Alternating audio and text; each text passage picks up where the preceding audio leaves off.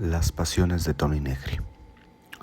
El mundo intelectual asociado a las diversas izquierdas amaneció el sábado 16 de noviembre de 2023 con la noticia de la pérdida de Antonio Negri, reconocido teórico y militante comunista.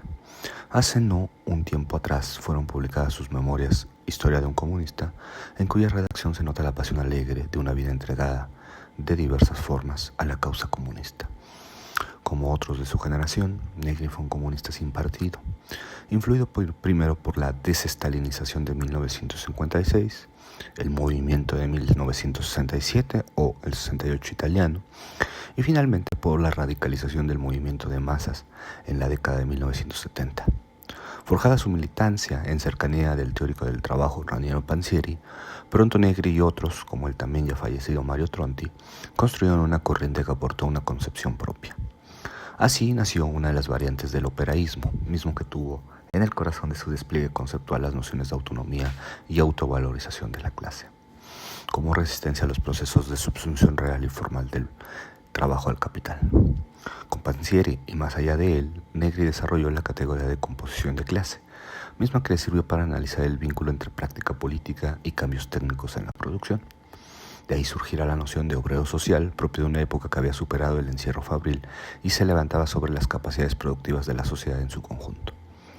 Sobreviviente de los llamados años de plomo de la violencia política italiana en la década de 1970, Negri dejó plasmado en La Estación de Finlandia y en otros escritos como sus referidas memorias las experiencias de encierro y exilio.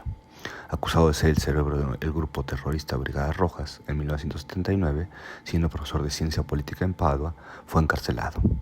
Gracias a su elección como diputado, pudo salir exiliado hacia Francia. Regresó a Italia años después, 1997, acordando una reducción de su pena. Su fama intelectual y política por fuera de Italia aconteció en el siglo XXI, con la aparición de Imperio.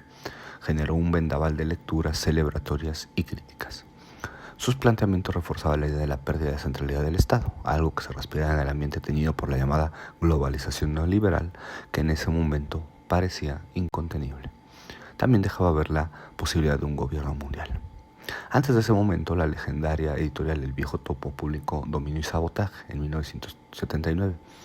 Otras traducciones vinieron a cuentagotas en la década de 1980 y 1990. Fue en el amanecer del siglo cuando Imperio catapultó su posición. Las traducciones de sus piezas antiguas comenzaban a aparecer en los estantes de las librerías, alternando con sus trabajos más recientes que articulaban una nueva gramática política, como multitud, asamblea o declaración, en contra de manifiesto.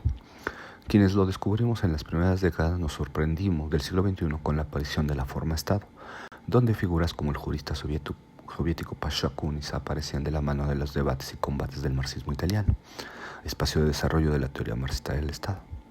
En los libros de la autonomía obrera nos acercó otro concepto de autonomía ajeno a la tradición gramsciana. Sin embargo, entre sus trabajos más añejos destacamos dos: La fábrica de la estrategia y Marx más allá de Marx, ambos resultados de su magisterio. El primero es una potente lectura de Lenin, producto de un curso dictado en Padua, que colocó a este en una estela distinta a la tradición del leninismo. Así, apreciamos al líder político como un teórico marxista de la organización y no como un santo laico. En tanto que el segundo, curso dictado gracias al Althusser en la Normal Parisina, es una lectura no hegeliana de los Grundrisse de Marx. Frente al consenso académico, Negri aventuró una alternativa a la interpretación dialéctica de aquellos manuscritos. En una oda contra el dinero, asume que la superación que contenga lo negado es imposible. El dinero tiene una sola cara, la del patrón, escribió ahí. En ese curso, además, extremó la hipótesis marxiana de la actualidad social del trabajo, a partir de la noción de General Intellect, que mostró que el conocimiento se convertía en una fuerza productiva cada vez más importante, como lo muestra el tiempo de la inteligencia artificial. En otro campo, su Anomalía salvaje ha sido reconocido como un hito en la aproximación a Baruch Spinoza.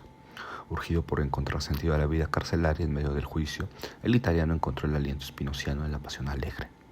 Recordó en sus memorias: deberíamos dirigir nuestra atención a Spinoza y ya no a Walter Benjamin y su mística revolucionaria, porque solo Spinoza indica una vía constituyente, promovida por la potencia de las pasiones y constituida por la urgencia del común, sin saltos, sin prefiguraciones, sin promesas de un final feliz. Spinoza propone construir mientras avanza. Podría pensarse en esto mismo para Negri. Aportó como buen crítico del marxismo hegeliano una salida spinoziana, es decir, sin dialéctica, un momento de superación.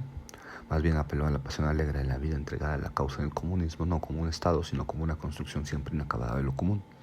Su obra guarda ser releída.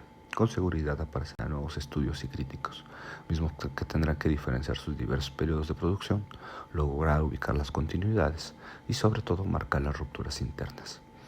Pero más importante es captar la potencia de un pensamiento que marchó contra el dominio del tiempo del capital.